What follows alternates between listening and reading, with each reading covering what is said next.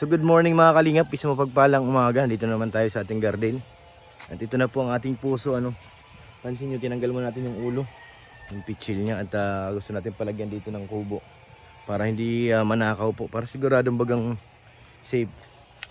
Gawin natin dito, lalagyan siya ng kubo. May bubong din syempre, para pahingahan na rin namin pag tanghali kami magpahinga. Siguro yung totoong bahay ay anan pa natin yan, paglalaanan pa natin ng budget. Importante muna may pahingahan kami dito. Pag sarado po ito, pwede namang siyang gawin po, galay kami ng tulugan ng parang upuan lang, pwedeng higaan. Pag pagod ka dito banda, doon na yung puso. Sagad na natin dito. Bubong. Siguro mga 3 yero lang yun para So ngayon yung ating kapulong karpintero ay nagbago. Bihira na sulot tayo. Sulot tayo ng kasi yung karpintero ay nangungontrata talaga yun magawa ng poso. Sila po ang gumawa dito ng poso. Gusto natin din ma-secure. Bihira. Hanap na lang tayo ng ibang pandingding. Importante hindi mapapasok. At hanap na rin tayo ng ibang karpintero syempre. Kasi may gawa sila eh. Hindi na pwede, kapag iniwan ko po yung mga kahoy na hiningi ko ay Kalinga Prab, maaari pong mawala yan dyan. Bukas ng umaga wala na yan. Matindi dito ay hanap na tayo ng ibang karpintero. Ito mga pwede ito yung mga tabla na pinagtabasan. Pwede pang tapal sa dingding. Hayaan niyo po, maghanap tayo ng karpintero mga kalingap. Kipag-usap tayo dito. At may mga pamposte na ako. Hiyero na lang kulang ko doon tsaka pako. Para maging na yung ating kubo.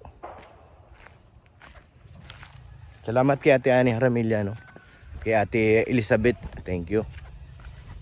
Ang yung binigay sa akin, send ko muna nilaan Ate Elizabeth. Para maging secure. Siyempre siya, salamat kay Ate Ani. Thank you po. Abangan niyo po, hanap tayo ng karpintero. So ngayon mga kalingap, nakakuha na tayo ng karpintero. Ito na po, tinatayo na po ang ating kubo. Bilis lang. May skeleton na. Kabili natin tayo ng yero. Ano na natin ito pandingding. Thank you kay Kalinga Prab at naambunan tayo ng kahoy. Ayan, bubuyog yun Hindi lahat ng kahoy natin binili. Ito po bigay ni Kalinga Prab. Hingi tayo dun sa church para hindi naman masyadong madugo. So ayan na, binubuo na yung ating silungan.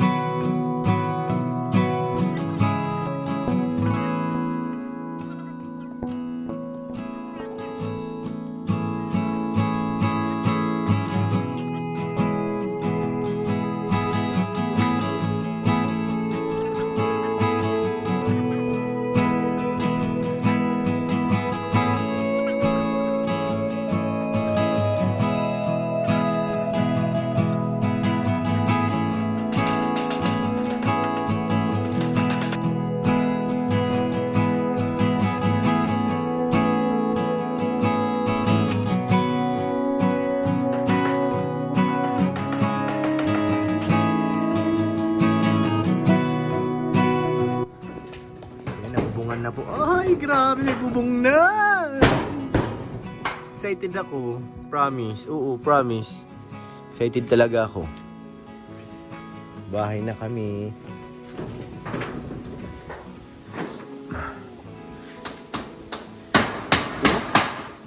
Galing talaga ni Kuya, oh. Oh. Bihira. Oh. Ganda na.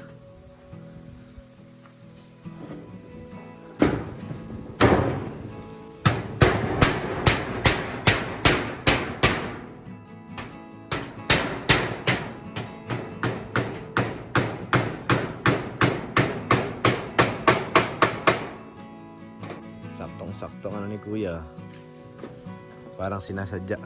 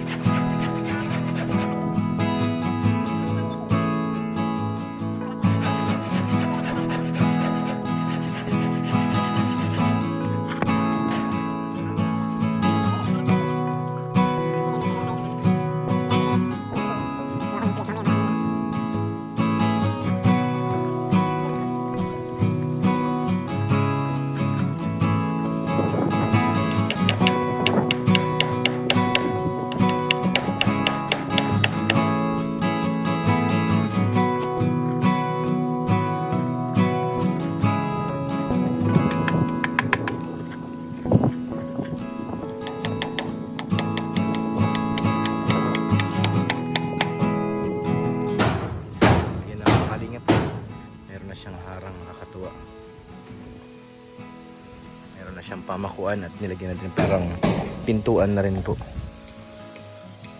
Pintuan niya para at least kung may ano man sa loob, di basta-basta papasok. Oh, ang ganda na. Mukha na siyang kubo.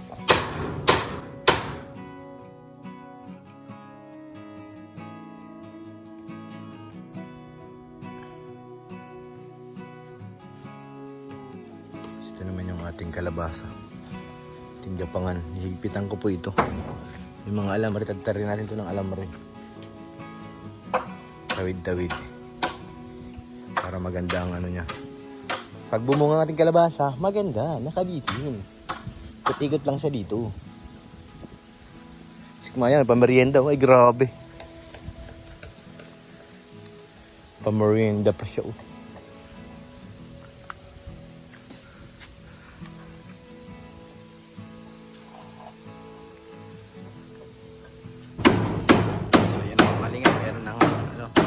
Kawayan na lang kulang dito para maikutan siya ng kawayan. Ito na mga pamakuan.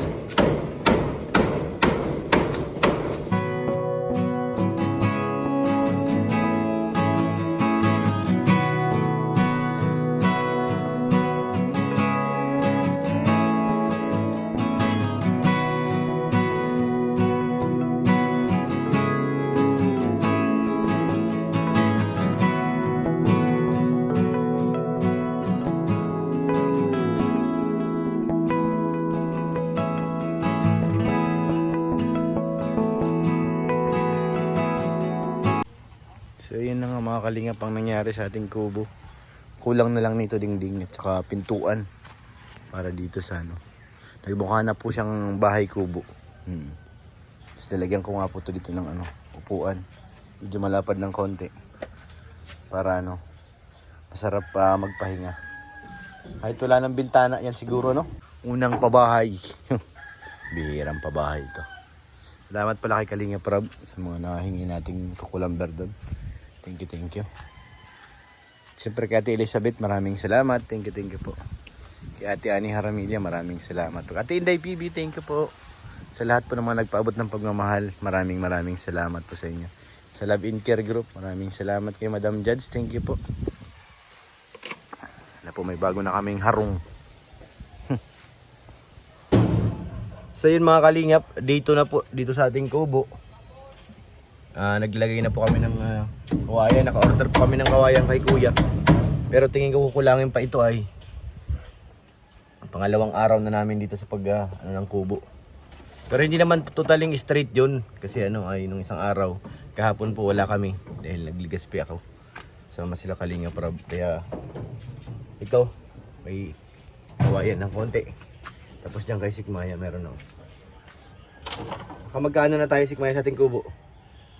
Salamat pala kay Kalinga Prab syempre. Sa bigay niya mga kahoy. Pabahay ni Kalinga Prab ito eh. Bigay sa atin yung kahoy. Yung kahoy. Pabahay niya. Dito na po ito mga kalingap. Sikmaya, karpintero na po. Siya po ang magmamartilyo ngayon at ako'y matutulog. Dahil ulang pa talagang tulog. Madaling araw na kami nakauwi ay. Habang matutulog siya, magpapako. Ako lang kumakulog. Siya muna magkakarpintero. Ha? Ikaw muna magkakarpintero. Buhayin ka ba tong gripo? Ay, puso? Kinabit ko na rin yung puso natin nandito. Pero mamaya po, babaklasin ko rin to kasi hindi pa ito mga sarado ng todo yung kubo. Wala pang pinto. Yung pinto gagawin pa lang. Pero may materials tayo dun. Yung nagasimbol na ng kubo ang gagawa ng pinto natin.